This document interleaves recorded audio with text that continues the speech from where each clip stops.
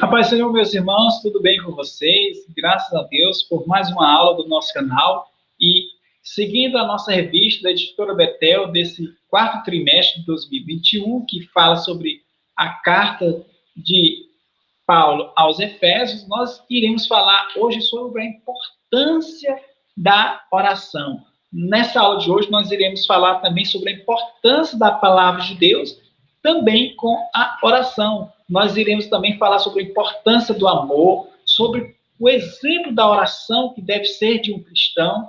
Nós iremos falar sobre a importância que Jesus nos deixou de como nós temos que orar, a importância do amor fraternal, a importância de nós buscarmos em primeiro lugar o reino de Deus. Nessa sua imagem aí, você pode observar o título da nossa aula de hoje, que é a segunda oração intercessora. Intercessora de quem? De Paulo. Nessa imagem, vocês podem observar irmãos de mãos dadas fazendo o quê? Uma oração intercessória. Porque a oração é o quê? Nós conversarmos com Deus. E Deus é o nosso Deus verdadeiro, é o Deus que ouve a oração, é o Deus que realiza milagres, é o Deus que cura, é o Deus que liberta. Não são como os deuses feitos por mãos humanas, que têm olhos, mas não veem, que têm ouvidos, mas não ouvem. Não são como os deuses que os profetas de Baal adoravam e jamais foram ouvidos. Então, vale a pena sim nós orarmos. Então, nessa aula de hoje, venha nos acompanhar, vamos aprender junto com Paulo, não é comigo não, meus irmãos, a importância da oração e como nós temos que orar. Amém? Aí você pode observar o nosso canal, se inscreva no nosso canal, curta o nosso canal, acione o sininho, deixe suas sugestões, compartilhe esse vídeo, abençoe outras vidas, abençoe outros professores e que Deus te abençoe para a honra e glória do nome do Senhor e para o crescimento do reino de Deus. O texto áureo se encontra em 1 Tessalonicenses, capítulo 5, versículo 17, que nos diz: orai constantemente. Em outras versões diz assim: orai sem cessar. Os textos de referências se encontram em Efésios, capítulo 3, versículo 14 até o 19, que nos diz: por esse motivo, dobro o meu joelho diante do Pai, do qual se deriva toda a paternidade nos céus e na terra. Oro para que, juntamente com suas gloriosas riquezas, ele vos fortaleça no âmago do vosso ser, com todo o poder por meio do Espírito Santo, e que Cristo habite por meio da fé em vosso coração, a fim de que, arraigados e fundamentados em amor, vos seja possível, em união com todos os santos, compreender a largura, o comprimento, a altura e a profundidade dessa fraternidade, e assim entender o amor de Cristo, que excede todo o conhecimento, para que sejais preenchidos de toda a plenitude de Deus. Os objetivos da nossa aula de hoje são dois. Primeiro, mostrar o modelo da oração de Paulo. Segundo, explicar a razão pela qual Paulo ora pelos Efésios. A introdução eu peguei do livro Comentário Expositivo Hagios de Efésios, da autoria do pastor e reverendo Hernandes Dias Lopes, citando Lloyd Jones, que nos diz: o importante para nós é saber que Paulo está realmente dizendo que, embora prisioneiro, embora o perverso inimigo tenha encarcerado, o tenha posto em grilhões, o tenha impossibilitado de visitar os Efésios, de pregar-lhes, ou de ir a qualquer outro lugar para pregar, há uma coisa que o inimigo não pode fazer, não pode impedi-lo de orar. Ele ainda pode orar. O inimigo pode confiná-lo numa cela, pode meter ferrolhos e trancas nas portas, pode algemá-los a soldados, pode pôr grades nas janelas, pode enclausurá-lo e confiná-lo fisicamente. Entretanto, nunca poderá obstruir o caminho do coração do crente mais humilde para o coração de Deus. A importância da oração ao Deus único, fiel e verdadeiro, que vive e reina para sempre. Não importa a situação em que nós estejamos, não importa a situação que um parente, que um irmão está enfrentando, vamos interceder. Nosso papel como cristão aqui não é apenas ficar falando, mas é praticarmos. Te louvarei, não importam as circunstâncias, te adorarei, somente a ti, Jesus, perto quero estar, junto aos teus pés, pois prazer maior não há que me render e te adorar. Então não há nada melhor do que estar na presença do Senhor. E uma das formas da gente se humilhar, se achegar, se converter a Deus é através da oração. Não apenas um ritual, mas é derramando mesmo o nosso espírito, o nosso coração, o nosso ser diante de Deus, como fizera Ana, mãe de Samuel. Hernandes Dias Lopes, nesse livro, ele vai dizer que foi a oração mais ousada da história. E Hernandes Dias Lopes, ele vai dividir essa oração de Paulo entre preâmbulo e conteúdo. No preâmbulo é o que, professor Zé? O preâmbulo é o quê? O que antecede a oração de Paulo? O que antecede o pedido e o conteúdo da oração de Paulo? Vejamos bem. O preâmbulo da oração de Paulo. Hernandes Lopes citando John Stott, abre aspas. John Stott, com oportuna lucidez, diz que o prelúdio indispensável a toda petição é a revelação da vontade de Deus. Não temos autoridade alguma para orar por qualquer coisa que Deus não revelou ser sua vontade. Por isso, a leitura da Bíblia e a oração devem caminhar sempre juntas. É nas Escrituras que Deus revelou a sua vontade e é na oração que pedimos que Ele a realize. Sobre essa citação de Hernandes Lopes de John Stott, eu lembro que eu li um livro, e, se eu não me engano, de John MacArthur, onde ele cita sobre a importância da disciplina para ler a Bíblia. Como ler a Bíblia, como interpretar a Bíblia. Aí ele cita, se eu não me engano, Jonathan Edwards, que ele, antes de orar, ele sempre lia a Bíblia. E é uma coisa também que eu tenho procurado aprender. Mas eu não vou ser hipócrita, não vou mentir. Toda vez antes de orar, professor Zé, você lê a Bíblia? Não, nem todas as vezes. Mas uma das formas interessantes e sábias da gente saber o que pedir a Deus é tomando a Bíblia como exemplo. Porque a Bíblia tem vários exemplos de orações de pessoas que oraram, Davi, Ana, Jesus, Paulo. Então, se a gente não sabe o que falar com Deus, como orar, como interceder, a Bíblia é o manual para que nós possamos saber o que conversar com Deus. Pois bem, o preâmbulo da oração de Paulo, Hernandes Lopes vai dizer o seguinte: na introdução de sua oração, podemos aprender 3 coisas importantes com o apóstolo Paulo. Então, na introdução da oração de Paulo, a partir do capítulo 3, versículo 14, nós poderemos aprender o quê? Hernandes Lopes dizendo: a postura de Paulo revela a reverência, nós vamos destrinchar cada tópico desses aí.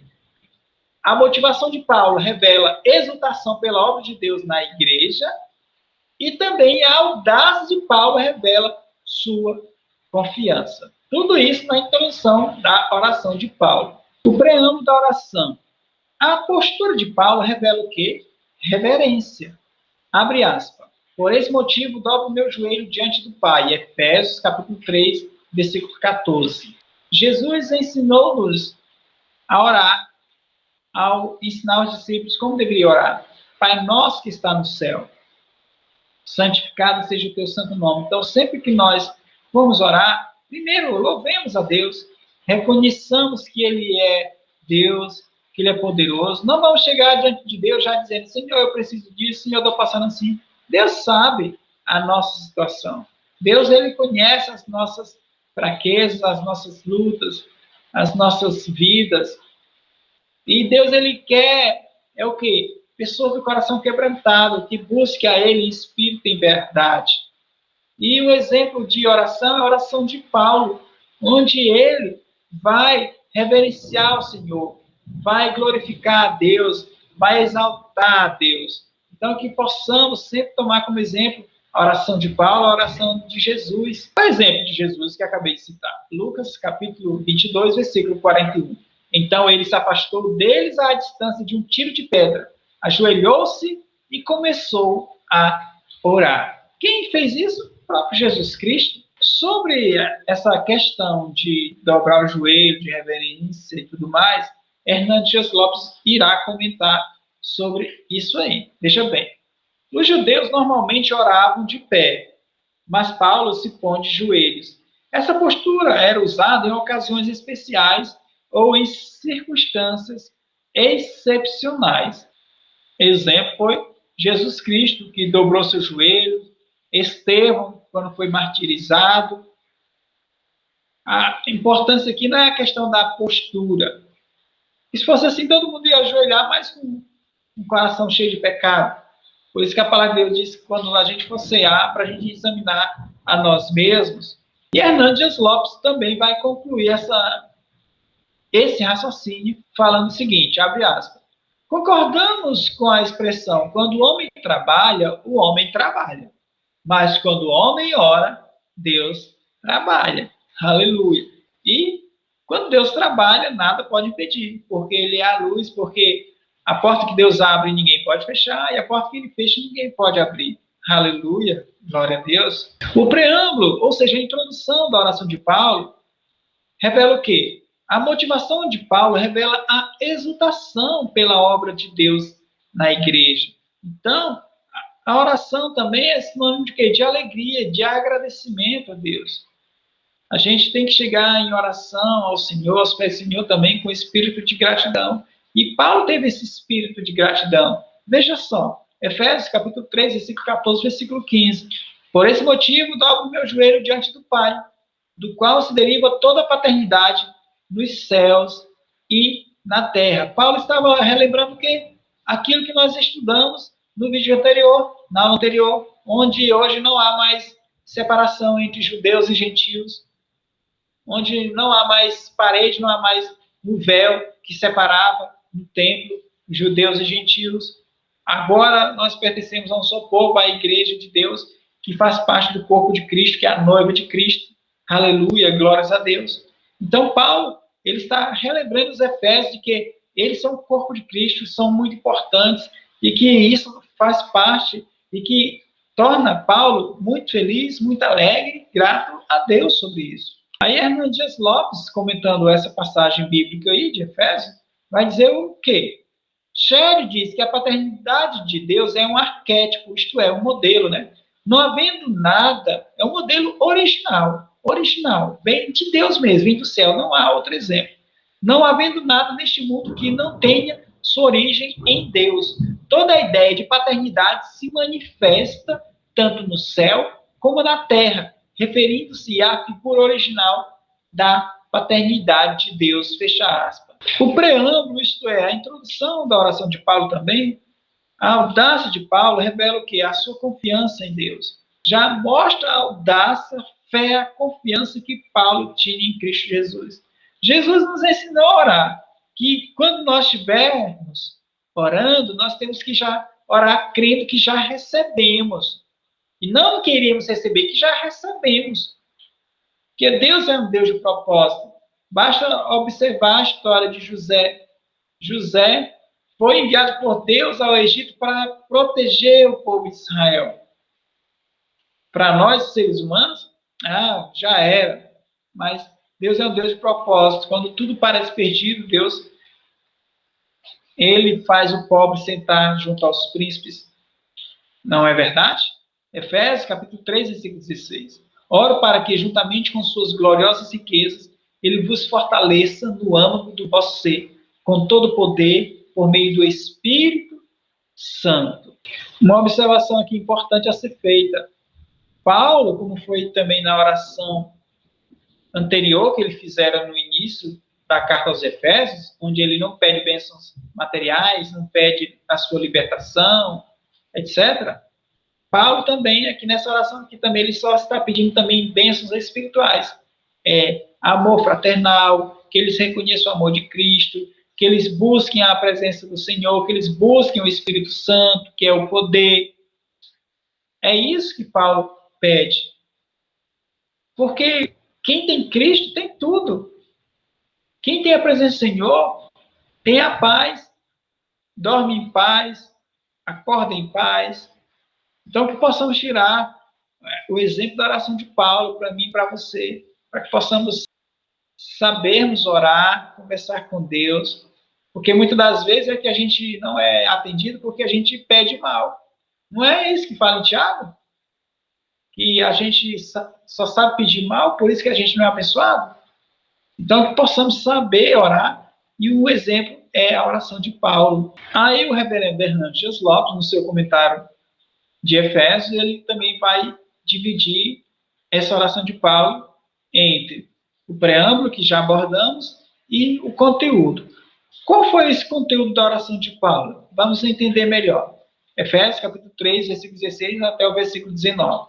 Oro para que, juntamente com suas gloriosas riquezas, ele vos fortaleça no âmago do vosso ser, com todo o poder, por meio do Espírito Santo, e que Cristo habite por meio da fé em vosso coração, a fim de que, arraigados e fundamentados em amor, vos seja possível, em união com todos os santos, compreender a largura, o comprimento, a altura e a profundidade dessa fraternidade, e assim entender o amor de Cristo, que excede todo conhecimento, para que sejais preenchidos de toda a plenitude de Deus.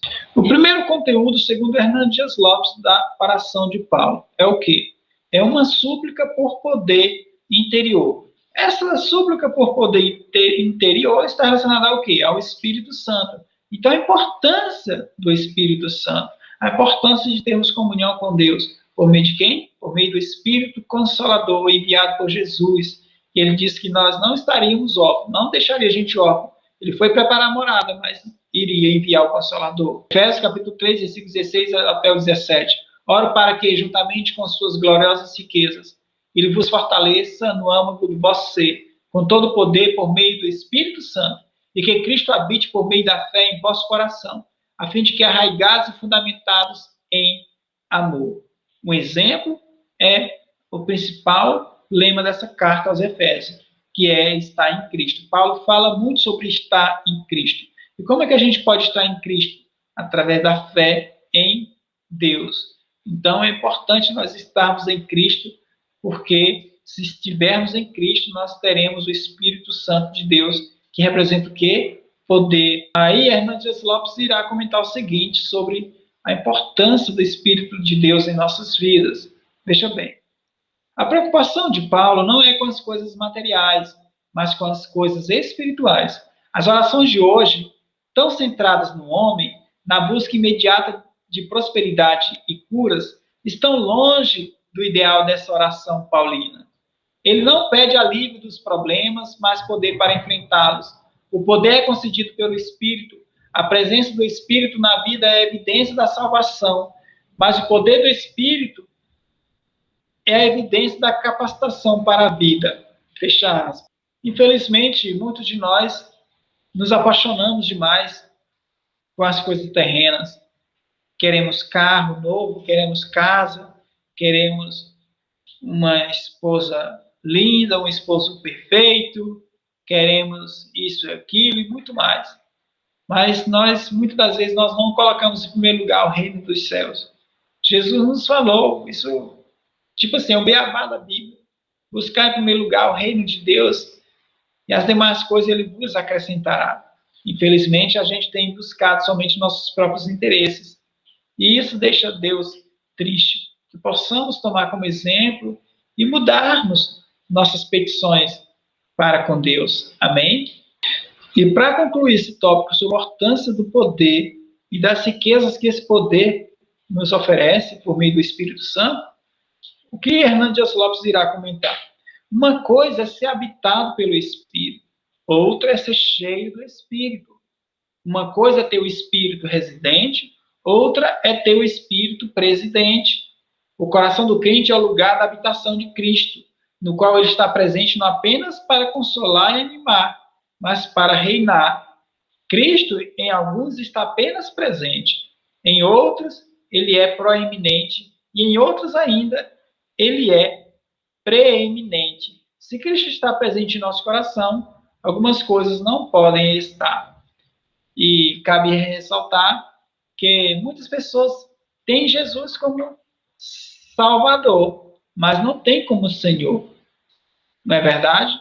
É fácil dizer, eu creio em Jesus, eu amo Jesus, mas você tem Ele como Senhor?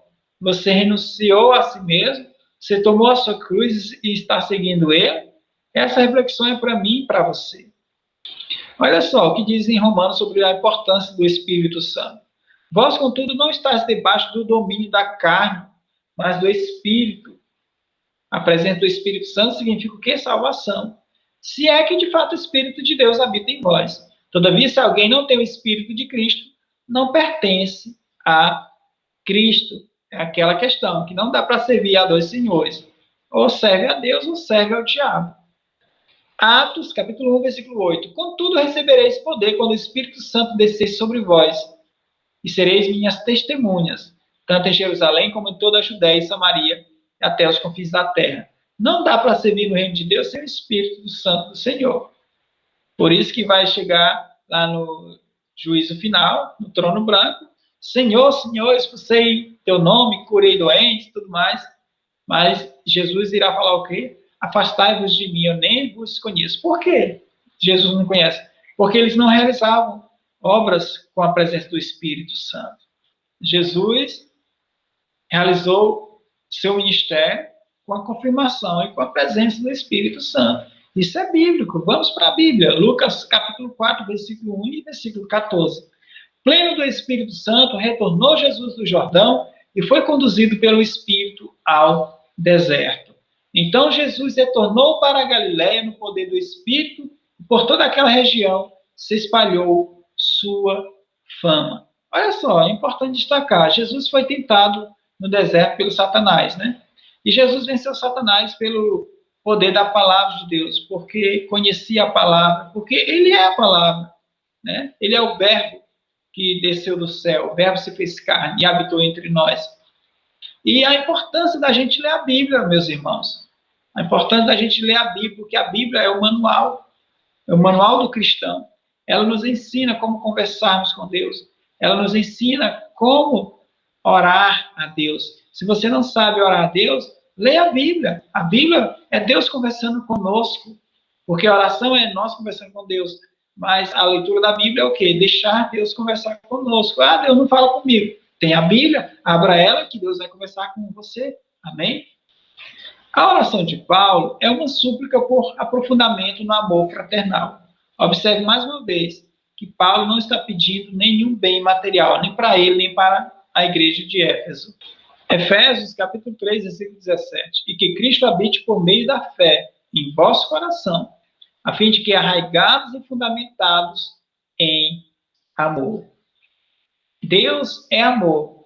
Então, nós precisamos estar fundamentados e arraigados. Uma casa sem fundação, sem alicerce, sem base, ela não fica firme. É importante destacar esse comentário de Hernandes Dias Lopes sobre esse conteúdo da oração de Paulo. Abre aspas. Para que Paulo pede poder do Espírito e plena soberania de Cristo em nós? Paulo ora para que os crentes sejam fortalecidos para amar. Nessa nova comunidade que Deus está formando, o amor é a virtude mais importante. Precisamos do poder do Espírito e da habitação de Cristo para amar uns aos outros, principalmente atravessando o profundo abismo racial e cultural que anteriormente separava-nos. Então, sem amor é impossível entrar no reino de Deus, porque Deus é amor e nós temos que parecer com Deus. Paulo falou, sede meus imitadores como eu sou de Cristo. Portanto, o amor, ele é o quê? É um mandamento bíblico. Jesus disse, amar a Deus de todo o coração, de toda a tua alma, de todo o teu entendimento. E o segundo, amar o próximo como a ti mesmo. Então, todos os 10 mandamentos foram resumidos em 2 mandamentos. Então, que possamos seguir e obedecer à palavra do Senhor. Olha só sobre a importância da fundação, né? Nós estamos arraigados em quem? Mateus, capítulo 7, versículo 24 ao 27. Assim, todo aquele que ouve estas minhas palavras e as pratica será comparado a um homem sábio, que construiu a sua casa sobre a rocha, e caiu a chuva, vieram as enchentes, sopraram os ventos e bateram com violência contra aquela casa. Mas ela não caiu, pois tinha seus alicerces na rocha. Pois todo aquele que ouve estas minhas palavras e não as pratica é como um insensato que construiu a sua casa sobre a areia. E caiu a chuva, vieram as enchentes, sopraram os ventos e bateram com violência contra aquela casa, e ela desabou, e grande foi sua ruína. A importância do amor na vida do cristão. O amor é a principal virtude do cristão. Isso está na Bíblia, olha só, 1 Coríntios, capítulo 13, versículo 1 ao versículo 3. E agora passo a vos mostrar um caminho ainda muito mais excelente. Ainda que eu fale a língua dos seres humanos e dos anjos, se não tiver amor, serei como um sino que ressoa ou como um prato que retine.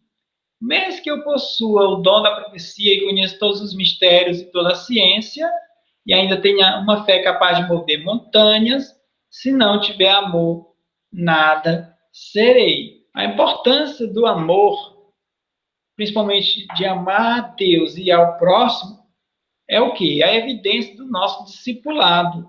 Um novo mandamento vos dou, que vos ameis uns aos outros, assim como eu vos amei, que dessa mesma maneira tenhais amor uns para com os outros. Através deste testemunho, todos reconhecerão que sois meus discípulos, se tiverdes amor uns pelos outros. É aquilo que nós temos que demonstrar, né? Através de atitudes, através de caráter, né? Viver a palavra. Que adianta pregar o amor, mas os vizinhos notarem que vocês xingam, que vocês brigam, que a gente briga, que a gente discute. Então, que possamos ser Bíblia na vida de muitas pessoas que jamais irão ler a Bíblia e que elas possam ver Cristo em nós. Deixar um exemplo. O amor é a condição para realizarmos a obra de Deus. Isso está em João, capítulo 21, 15 ao 17. Assim, após tomar o de jejum, Jesus questionou a Simão Pedro: Simão, filho de João, tu me amas mais do que estes outros? Respondeu ele: Sim, Senhor, tu sabes que eu te amo. Jesus o encarregou: Cuida dos meus cordeiros. Outra vez Jesus lhe perguntou: Simão, filho de João, tu me amas? Ele afirmou: Sim, Senhor, tu sabes que eu te amo. Jesus lhe confiou: Pastorei as minhas ovelhas. Pela terceira vez, Jesus lhe perguntou: Simão, filho de João, tu me amas? Pedro ficou angustiado por Jesus haver lhe perguntado pela terceira vez: Tu me amas? E assegurou-lhe: Senhor, tu conheces todas as coisas e sabes que eu te amo. Comissionou-o Jesus: Apacenta as minhas ovelhas. Então, isso aqui serve de exemplo para mim e para você. Se você quer ser um líder no reino de Deus, você quer ser um pastor, uma pastora, um servo de Deus, um obreiro, em primeiro lugar, tem que ter o quê? Amor. Tem que ter amor, tem que saber amar as ovelhas, porque Deus tem zelo pelas ovelhas. Ele amou a nós, sendo nós pecadores, miseráveis. Por que a gente não pode amar? O amor é o cumprimento da lei. Veja só a importância do amor. Por isso que Paulo pede para que os efésios tenham amor uns para com os outros e também para com Deus. E compreendam esse amor de Cristo, que é o principal. O compreender, o conhecer. E todos beberam da mesma bebida espiritual, porque tinham a sede saciada pela rocha espiritual que os acompanhava. E essa rocha era Cristo.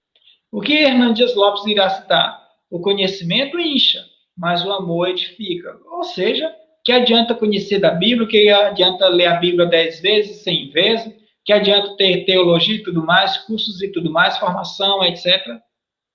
Mas se não tiver amor, não adianta nada, se não tiver caráter de um cristão. 1 Coríntios 8:2. A pessoa que imagina conhecer alguma coisa ainda não tem a sabedoria que necessita. O conteúdo da oração de Paulo é uma súplica pela compreensão do amor de Cristo. Efésios capítulo 3, versículo 18 e 19. Vos seja possível, em união com todos os santos, compreender a largura, o comprimento, a altura e a profundidade dessa fraternidade, e assim entender o amor de Cristo que excede todo conhecimento, para que sejais preenchidos de toda a plenitude de Deus. Hernandes Lopes irá comentar esse trecho bíblico aí, olha só. O apóstolo passa agora do nosso amor pelos irmãos, que nós abordamos no tópico anterior, para o amor de Cristo por nós. Precisamos de força e poder para compreender o amor de Cristo. Não foi o que Paulo pediu? Para que Deus desse força e poder, o Espírito Santo. Para quê? Para que a gente pudesse o quê? Para que a gente pudesse o quê? Amar. Para que a gente possa compreender o amor de Cristo. Sem força e sem poder, sem o Espírito Santo, a gente não pode compreender o amor de Cristo. A ideia central do pedido provém de duas ideias: compreender, que está no capítulo 3, versículo 18, e conhecer, capítulo 3, versículo 19. A primeira sugere, que é compreender, compreensão intelectual. Representa apossar-se de alguma coisa, tornando-a sua propriedade. Mas o verbo conhecer refere-se a um conhecimento alcançado pela experiência. Portanto, a súplica implica que os crentes tenham um conhecimento objetivo do amor de Cristo e uma profunda experiência nele. Paulo ora para que possamos compreender o amor de Cristo em suas plenas dimensões, com a largura, o comprimento, a altura e a profundidade. A referência às dimensões tem o propósito de falar da imensurabilidade desse amor. O amor de Cristo é suficientemente largo para abranger toda a humanidade. Por isso que no nosso vídeo passado nós falamos sobre a união, né, dos povos e que faz agora parte de um só corpo, que é a igreja, que é o corpo de Cristo, que Cristo é a cabeça. O amor de Cristo é suficientemente largo para abranger toda a totalidade humana, suficientemente comprido para durar toda a eternidade, suficientemente profundo para alcançar o pecador mais degradado e suficientemente alto para levá-lo ao céu. Em quarto lugar, Paulo ora pelo quê? Pela plenitude de Deus. Efésios capítulo 3, versículo 19, nos diz o seguinte: e assim entendeu o amor de Cristo que excede todo o conhecimento, para que sejais preenchidos de toda a plenitude de Deus. É o que nós temos que buscar dia após dia, né? Sermos cheios do Espírito do Senhor, esvaziar cada vez mais de nós mesmos e que possamos sermos cada dia mais governados pelo Espírito do Senhor. Que o Senhor seja nosso Senhor mesmo de fato e que nós não tenhamos apenas Jesus como nosso amigo, mas como o Senhor das nossas vidas. Amém? Mas sobre plenitude, é importante destacar, segundo Hernandes Lopes, Paulo não vai destacar para sermos cheios apenas do Espírito Santo, mas também do Filho e do Pai também. Olha só. Nessa carta aos Efésios, Paulo fala-nos que devemos ser cheios da plenitude do Filho. Isso está onde? Efésios 1 e 23. Que é o seu corpo, a plenitude daquele que satisfaz tudo quanto existe em toda e qualquer circunstância. Sermos cheios do Pai, Efésios 3,19. E assim entender o amor de Cristo que excede todo conhecimento, para que sejais preenchidos de toda a plenitude de Deus. Sermos cheios do Espírito Santo, Efésios 5,18. E não vos embriagueis com vinho, que leva à devassidão, mas deixai-vos encher pelo Espírito. Então, um dos interesses mesmo de Paulo mesmo era para que os éfesos fossem cheios do Espírito, da presença do Pai, da presença do Filho, né? A plenitude do varão perfeito, aleluia. Para concluir esta nossa aula, eu quero ler o último comentário aqui de Hernandes Lopes sobre essa questão da plenitude. Ele fala assim: nós gostamos de medir a nós mesmos, comparando-nos com os crentes mais fracos que conhecemos. Então, orgulhamos-nos. Bem, estou melhor do que eles. Paulo, porém, fala-nos que a medida é Cristo e que não podemos nos orgulhar sobre coisa alguma. Quando tivermos alcançado a plenitude de Cristo, então teremos chegado ao limite. Então, é nosso dever de julgarmos, não é nosso dever de nós nos compararmos ou de nós ficarmos fazendo comparação com fulano ou cicrano. Nós temos que olhar para quem? Para Cristo, que é o autor e consumador da nossa fé. E julgar cabe somente a Cristo, né? Porque Jesus falou que nós temos que tirar a trave que está no nosso olho. E o cisco, a gente só vai tirar o cisco do olho do nosso irmão quando a gente tirar a trave ou a vigota que está no nosso olho. Portanto, meus irmãos, eu agradeço demais a sua companhia, a sua atenção. Que Deus te abençoe, que Deus derrame a sua graça, que Deus abençoe seu lar, sua família, que todas as petições que Paulo fez aos Efésios, eu também faço aqui também, para que Deus abençoe você com amor fraternal, com compreensão do amor de Cristo, com o poder, com a presença do Espírito Santo na sua vida. Que Deus prospere você no reino de Deus, que as bênçãos do Senhor Que a presença do Senhor te acompanhe, aonde você entrar, onde você sair, e que Deus te abençoe. Fique na paz do Senhor, em nome de Jesus. Amém.